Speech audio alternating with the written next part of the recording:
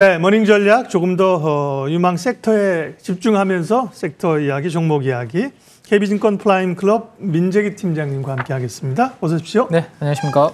항상 신박한 아이디어를 가져오시는 우리 민재기 팀장님. 반도체가 조금 쉬어가는 국면인데 대안이 뭘까? 뭐 2차 전지, 뭐 바이오, 그죠? 오늘 같은 경우 바이오가 굉장히 강한데요. 로봇주 얘기를 이제 좀 해주시다고 하는데 기본적으로 일단 약간 중소형주 장세의 그 틀이 좀 마련되는 겁니까? 어떻게 보십니까? 네, 그 부분부터 먼저 우리가 잡고 가야 섹터를 어디로 봐야 될지 이야기가 될 것 같거든요. 지금 아마 연초 이후에 코스피 투자하신 분과 코스닥을 투자하신 분들을 뭐 따로 이렇게만 분리해서 투자하신 분이 계실지 모르겠지만 어쨌든 우리가 과거에 개인 투자분들은 주로 코스닥 투자 비중이 높다라고 우리가 알고 있지 않습니까? 그러면 이제 코스피와 코스닥의 연초 이후의 상승률을 한번 보면 앞으로 11월, 12월, 그다음에 연초까지는 어떤 그림이 만들어질 수 있을지에 대한 가능성 정도 한번 보면 좋을 것 같은데요. 지금 위로 치솟고 있는 지수는 코스피입니다. 연초 이후에 약 76% 정도 상승을 하고 있고 노란색인 코스닥은 35% 절반이 채 안 되는 수준으로 상승이 나타나고 있는데 그 스프레드가 벌어지게 된 거는 거의 한 8월달, 9월달부터 코스피는 올라가는데 코스닥도 올라가지만 상승의 각도가 그렇게 날카롭게 올라가지 못하면서 그 스프레드가 벌어지고 있고 좀 박탈감이라고 해야 되나요? 네. 좀 소외감이 좀 커지는 부분들이 만들어지고 있습니다. 주로 반도체 뭐 삼전 하이닉스가 격차를 벌린 거죠. 맞습니다. 뭐 대형주 두 종목이 달리다 보니까 그 두 종목을 안 가지고 있으면 저 수익률을 따라가기 쉽지 않고 맞습니다. 그거는 개인 투자분들만 그런 게 아니라 제가 여의도에서 여러 매니저분들이나 이런 분들 만나면 다들 지금 약간 소외되어 있는 분들이 많으신 것 같습니다. 네. 자, 근데 이제 어쨌든 오늘은 이제 반도체 투탑이 이제 조정을 좀 받고 있는데 개인 투자분들의 오늘 매수세가 아침부터 지금 심상치 않습니다. 지금 1조 원 넘게 지금 개인 투자분들이 주식을 지금 사고 있는 상황인데 아무래도 조정이 들어오니까 이 두 종목에 대한 순매수세가 좀 강하게 유입되고 있는 게 아닌가라는 추정을 좀 해볼 수 있을 것 같은데요.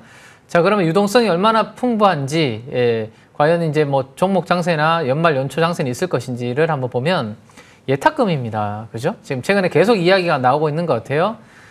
지수는 제가 코스피 지수는 빨간색으로 표현을 했고요.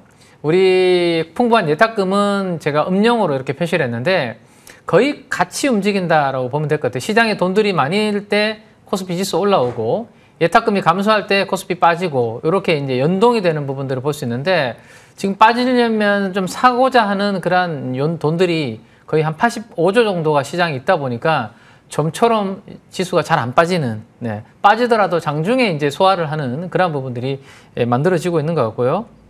그 다음 페이지는 요즘 좀 또 약간 이슈가 되고 있는 부분이죠. 시장이 워낙 핫하고 좋고 이제는 5,000p 이야기도 나오지 않습니까?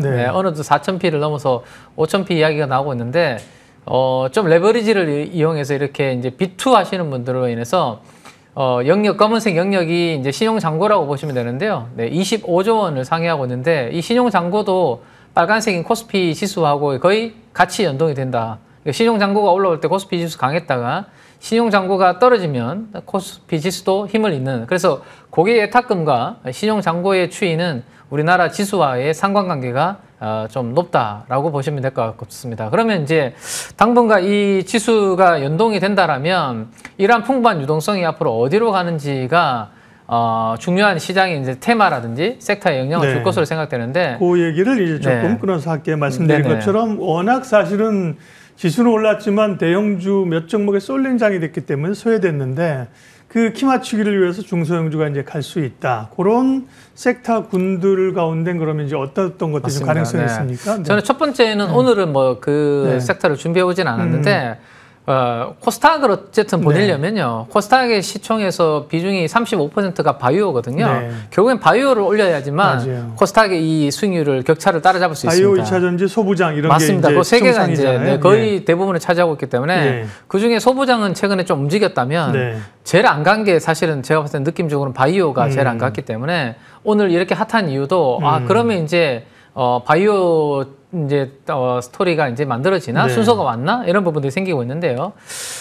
바이오 말고 이제 그러면 지난주 금요일 날 우리나라에서 만들어졌던 모멘텀이 이제 젠슨항 CEO 관련된 네. 이 모멘텀이 만들어졌고 그때 부각된 섹터가 바로 이제 로봇이라는 부분이었습니다. 아무래도 이제 피지컬 AI 관련된 부분이었죠. 예. 네.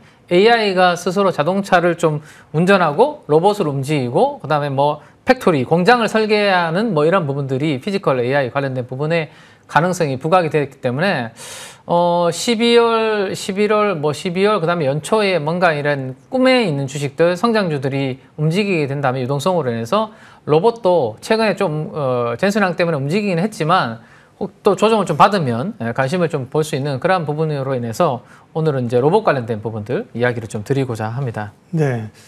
그 젠슨항이 이제 뭐 엔비디아가 GPU 26만 장 공급한다는 게 반도체나 AI에는 사실 큰 모멘텀인데 이게 로봇하고는 그러면 이제 어떻게 연결이 되는 거예요?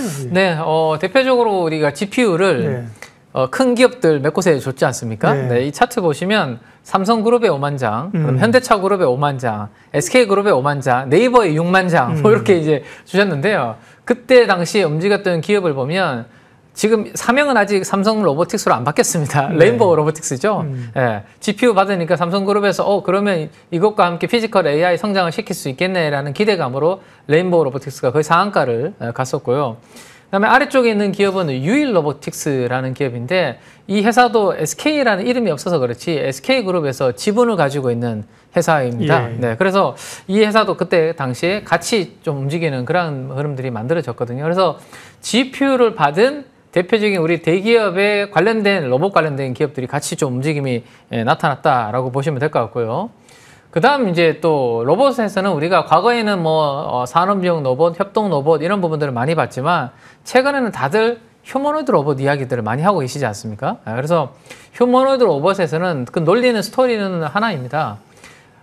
액추에이터가 다른 로봇 대비해서 휴머노이드로 가게 되면 많이 들어간다 이 스토리죠. 그래서 휴머노이드 로봇의 액추에이터를 많이 하고 있는 기업들이 주가가 많이 올랐고 우리가 연초에 물적 분할 이슈로 그때 한 번 더 업데이트를 했던 로보티즈가 3만 원에서 거의 30만 원 가깝게 이제 올라오고 있는 상황입니다. 네. 네, 여기엔 리스트는 없는데요.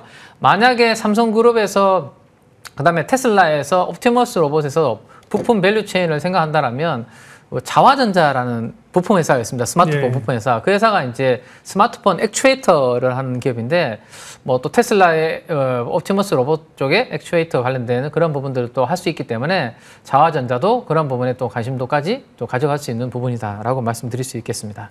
네. 로봇주들의 그 최근의 주가 흐름이나 근데 이제 고민이 사실 로봇주도 아직은 숫자가 사실 제대로 안 찍힌다 이런 고민이 네네네. 있었잖아요. 네. 그런 부담들은 성장성이나 기대감으로 이길 수 있는 건가요? 예. 네, 지금 이 표를 한번 보시면 최근에 레인보우 로보틱스가 거의 10조가 맞고요. 두산 로보틱스 6조, 그다음에 로보티즈가 3조 6천억, 그다음에 밑에 있는 뭐 액추에이터 하는 기업들도 2조, 1조씩 이렇게 왔는데 2분기 영업이익을 보시면 로보티즈를 제외하면 대부분 적자입니다. 네. 네, 이 밸류에이션으로 사실은 말이 안 되는 거죠. 그렇죠. 평가를 하기가 어려운 게. 다만 앞으로 휴머노이드 로봇이 올 것이다라는 것을 가지고 이제 기대감을 먼저 선반영하고 있는 부분이기 때문에 밸류에이션으로 접근하는 영역은 아니다. 이 섹터는 모멘텀으로 접근하는 게 맞을 것 같고요. 그러면 휴머노이드 로봇 다음에 제가 오늘 말씀드리고 싶은 게 이제 관전 포인트의 그 로봇의 투자의 대상이 된다. 뭐 이렇게 말씀을 좀 드리고 싶거든요. 네. 그 부분은 먼저 바로 말씀드릴까요? 네네. 네. 저는 이제 휴머노이드 로봇이 우리가 과거에는 이 정교한 손, 액추에이터 쪽에 이제 맞춰져 있었다면 앞으로는 그 정교함도 중요하지만 저는 나름대로 이제 휴머노이드 로봇이 제대로 된 이제 뭐 역할을 한다라면 힘도 좀 있어야 된다는 생각이거든요. 근데 정교함과 힘을 다 갖추는 로봇이 지금까지는 잘 없기 때문에 약간 이율 이제 상반된 개념이잖아요. 맞습니다. 예. 하나를 선택하게 되면 하나는 좀 포기해야 되는 게 지금까지 휴머노이드 로봇의 연구 개발 분위기인데 근데 정교함과 이 제어도 중요하지만 힘도 어느 정도 좀 있어야 그렇죠. 집에서도 좀 활용을 하고 네, 우리가 뭐 힘쓸 부분을 대신해주고 이런 부분이 있는데 그러면 앞으로 이런 부분들을 대신해줄 수 있는 로봇을 저는 찾는 게 그다음 이제 휴머노이드 쪽에서의 새로운 쪽 카테고리가 되지 않을까라는 생각에 이 KNR 시스템 같은 이런 기업들을 좀 주목을 좀 하고 있습니다. 이 그림으로 간단하게 좀 설명을 드리면 왼쪽에 있는 부분이 전동 모터입니다. 이 정교함과 세밀함 제어가 가능한데요. 힘이 없습니다. 근데 오른쪽에 있는 것은 유압 시스템 방식이기 때문에 힘은 매우 강력한데 대신에 이제 정교함이 좀 떨어지는 거죠. 그러면 이제 앞으로 휴머노이드 로봇이라는 게 정말로 잘 우리 실생활에 적용이 되려면 이 두 가지가 다 갖춰져 있을 때 정말로 매력적인 휴머노이드 로봇이 되지 않을까라는 생각을 저는 가지고 있습니다. 그래서 그 기술의 하나의 부품이 바로 하이브리드 액추에이터라는 거거든요. 이 하이브리드 액추에이터는 말 그대로 양쪽 다 가능한 그런 부분을 이 회사가 이제 R&D를 통해서 개발을 했고, 이게 어려운 게 아닙니다. 뭐 로봇의 이제 크기나 무게는 그대로 두고 관절에 있는 부품만 교환해주면 충분히 이러한 효과를 낼 수 있다라는 거거든요. 그래서 이런 부분들이 앞으로 휴머노이드 로봇의 이제 양산에 있어서 상당히 중요한 부분이 되지 않을까라는 생각을 하고 있습니다. 네. 그런 것에 관련된 것이 지금 말씀하신 오늘 관심 주인데요. KNR 시스템입니까? 네, 맞습니다. 이 KNR 시스템인데, 뭐 지금 말씀드리고 있는 것 중에 휴머노이드가 제대로 지금 이제 양산이 안 되는 약점 중에 하나가 방금 말씀드렸던 그 부분인데, 그 부품만 교환을 해주면 힘을 최소 2배 이상 더 낼 수 있는 그런 부분이기 때문에 상당히 제대로 이제 실생활에 접목이 된다라면 임팩트가 있지 않을까라는 건데, 다만 이제 리스크 요인이 있습니다.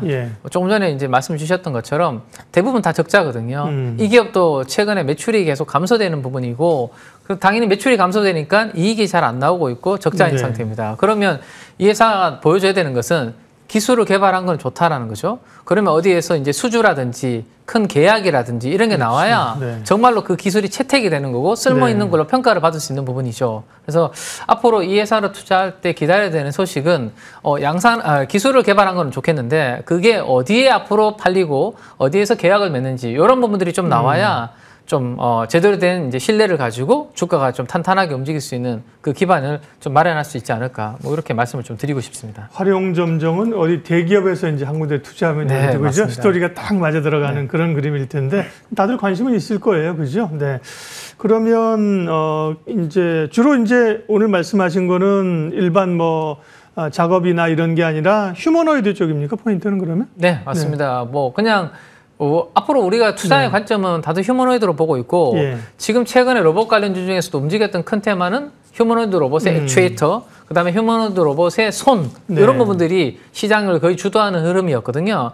그다음 휴머노이드 로봇을 양산하는 데 있어서 핵심은 저는 힘이라고 생각을 하고 있고 그 힘을 지금에서 한 2배 정도 더 만들어줄 수 있는 그 액추에이터를 개발한 상태이기 때문에 이 회사가 만약에 그런 부분에 대해서 박사님 말씀하신 것처럼 아주 큰 기업으로나 아주 의미 있는 뭐 수주라든지 뭐 계약이 나와준다라면 휴머노이드 로봇 시작을 알리는 아마 게임 체인저의 역할을 할 수도 있지 않을까라는 기대감으로 일단은 저도 모니터링을 하고 있는 기업이다라고 말씀을 좀 드릴 수 있을 것 같습니다. 보스턴 다이내믹스의 납품 실적도 있군요. 이 신규로 상장된 기업이라서 얼마 안 됐는데 업력은 20년 됐고요. 20년 됐고 그 20년 사이에 현대차그룹의 보스턴 다이내믹스로 또 부품을 또 공급한 이력도 있기 때문에 뭐 우리가 기업은 좀 낯설지만 이미 업력은 꽤 오래된 기업이다. 뭐 이렇게 좀 참고를 해두시면 좋을 것 같습니다. 로봇 이야기를 했고요. 로봇 관련주가 하는데 KNR 시스템이 오늘 관심주인데요. 딱 3만 원이군요. 오늘도 이제 주가는 올랐는데요. 단기 목표가는 어느 정도? 최근에 꽤 많이 올라왔습니다. 뭐 로봇 관련주들이 워낙 최근에 핫했기 때문에 올라왔는데, 근데 로봇 관련주들이 좀 쉬고 이 기업도 뭐 쉰다라면 좋은 기회가 있을 것 같고요. 또 방금 말씀드렸던 그런 뉴스들이 나온다면 더욱더 의미가 있지 않을까 싶은데 상장했을 때 고가가 한 37,000원 정도 되거든요. 그래서 그 정도는 로봇 관련된 분위기가 유동성 장세에서 연말 연초에 불어준다라면 충분히 한번 또 노려볼 수 있는 가격대가 되지 않을까 이렇게 생각을 하고 있습니다. 네, 민재기 팀장과 함께하는 머닝의 섹터 이야기, 로봇 이야기했고요. KNR 시스템 관심주로 살펴봤습니다. 민재기 팀장님 함께했습니다. 고맙습니다. 다음. 네, 지수 한번 확인하고 마치겠습니다. 말씀드린 것처럼 코스피는 좀 조정이고요.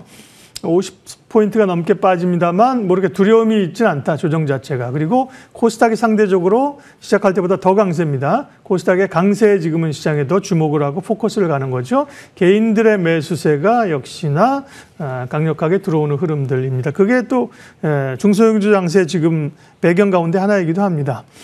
시장공감태 오늘은 여기까지 하겠습니다. 오늘도 좋은 결정하십시오. 고맙습니다.